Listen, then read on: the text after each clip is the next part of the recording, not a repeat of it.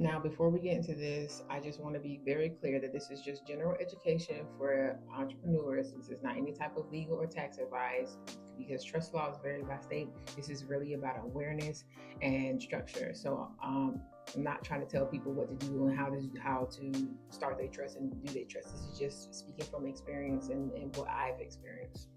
From an entrepreneur standpoint, every time I see people having conversations about trust online, they usually start way too late. So my thing is, I want people to start getting in the mindset of starting early. Most entrepreneurs wait until they start to build something more valuable or they see the worth within their company, and then they start asking about how to structure it and protect it. And by the time those questions come up, they still have the options, but it tends to be a little limited and more expensive. So let's start with the basic question. Do I need a trust to run a business? No, you don't need a trust to run or start a business. There are plenty of businesses that operate without a trust. Where the trust starts to become relevant is when you start thinking as an entrepreneur beyond making revenue and income, and you start thinking about ownership, how you're going to protect the company, how you're going to continue continuity, and what happens to your company in the long term. When people talk about a traditional trust, they are normally referring to a revocable trust and irrevocable trust. So I'm going to talk about the revocable trust first, which is flexible. So while you're alive, you can change it, you can amend it, and you can dissolve it to its entirety. Is used to generally maintain control of the assets in the trust. Most revocable trusts are designed to become irrevocable at death. So after that point, the trust continues according to whatever is written in the terms. Some trusts are structured to distribute assets relatively quickly, while others are designed to be distributed over a set term of years. Um, it just depends on the terms that's set in the trust. So there isn't really a set timeline, but how long a trust lasts depends on the state law and the language that's in the trust. Now, I'm not gonna lie, there is a benefit to having a revocable trust in the beginning as an entrepreneur, and that is the flexibility because while you're growing, you're still adding assets, you're still planning continuity, and your business is still evolving. The downside of having a revocable trust as an entrepreneur is the limited asset protection. And a lot of people just assume that when they have a trust, it protects all your assets, but is still some sort of factor considered a part of your personal estate, and that's where people go wrong, and they assume that once the trust is established it protects everything, and that's not necessarily true. So let's talk about irrevocable trust because that's different. Once you start adding assets to irrevocable trust, the changes are limited. You typically give up some type of control in a certain degree, and those assets are no longer considered personally owned whatsoever in some sort of factor.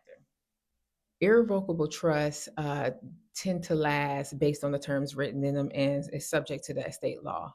So I would say a benefit for entrepreneurs for irrevocable trust is the strong separation between you and those assets, and it can actually play a role when it comes to long term planning and risk management. A downfall to it is the lack of flexibility. So, irrevocable trust can be a little more complex and costly at the same time. It's not something that you would literally set up casually. And I would highly recommend that you get professional guidance when you're setting up a irrevocable trust because I know with me there are some things that I put in my irrevocable trust that I know is going to stay in the family forever. And there are things that I kept out of my irrevocable trust that I know if once I transition on to Jesus, um, I would probably my family will probably sell it or whatever they choose to decide. But I'm going to break this up into a two-part video because it's getting quite extensive. I just feel like at this stage, most entrepreneurs don't really have a trust problem, they have a clarity problem. So I just wanted to clear up that first part when it comes to the traditional trust. But what I am curious about is as an entrepreneur, where do you think your business lies at right now? and what are you more focused on in protecting and building? I think those are the things that you should be really answering right now to determine which type of trust you probably should pursuing for your business early on in the stages. So let's talk about a dynasty trust. A dynasty trust is designed for long-term preservation. Is typically irrevocable, meaning that once it's established, its structure isn't meant to be easily changed. Unlike a traditional trust that is designed to distribute assets within a specific time frame, a dynasty trust isn't. It's not meant for any type of short-term distribution. This is where entrepreneurs start thinking about long-term, like longevity and generational wealth. Um, Dynasty trusts are meant to go across multiple generations. As your company starts to expand, these are some things that you should start considering, and when you feel like you are ready to move into a dynasty trust. Um, you need to start thinking about who is going to control your company, how is it going to be protected, and what happens to it after you are no longer running it or in a position to run it.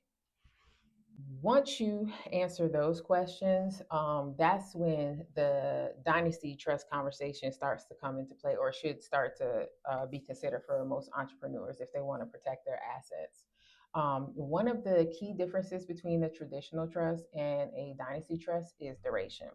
So, for a traditional trust, it's the longevity of it is normally tied to a purpose or a specific time frame, while a dynasty trust is supposed to last a lot longer. In some states, they can last across multiple generations, while in other states, they could last indefinitely. A dynasty trust is meant to be intentional, but there are some benefits to it. Some of the benefits are ownership continuity. It definitely separates personal risk from business risk. It is designed to preserve control over time, and it's not about managing the assets of for a lifetime, but it's about planning for what happens beyond that. But with all trust, there are some downsides. So I want to say that a dynasty trust is definitely not a starter tool for a business that's just now coming out. Um, a dynasty trust involves complexity. It's definitely expensive, and it involves long-term commitment. So if you are not at that stage that you are ready to start planning for long-term commitment, then I wouldn't consider a dynasty trust just yet. A dynasty trust also involves serious planning, and you definitely need professional support. Entrepreneurs should really start thinking about when to create a dynasty trust when they start thinking beyond themselves. When they start thinking about more about ownership and less about income. Not saying that income matters, but it's important to think about what happens to the company beyond you when the succession becomes real and the company actually starts to have some weight with it. Now, I wanted to talk about this because you don't hear a dynasty trust talked about too often as you hear about a traditional trust. Um, a dynasty trust normally forces long term thinking and planning, and it requires conversations like control, succession, and permanence. My thing is that when you are in the early stages, most people are focused on growth versus structure first. And that's okay because when you're starting out early, revenue builds business, but structure is what makes your business last. So I'm going to leave you with this question. When your business continues to grow and you're succeeding, I want you to start thinking about what's going to happen to your business beyond you and who's going to control it and for how long. And that's when you start thinking about the dynasty trust. So let me know if you have any questions. You can leave something in the comment and let me know if you want more content like this.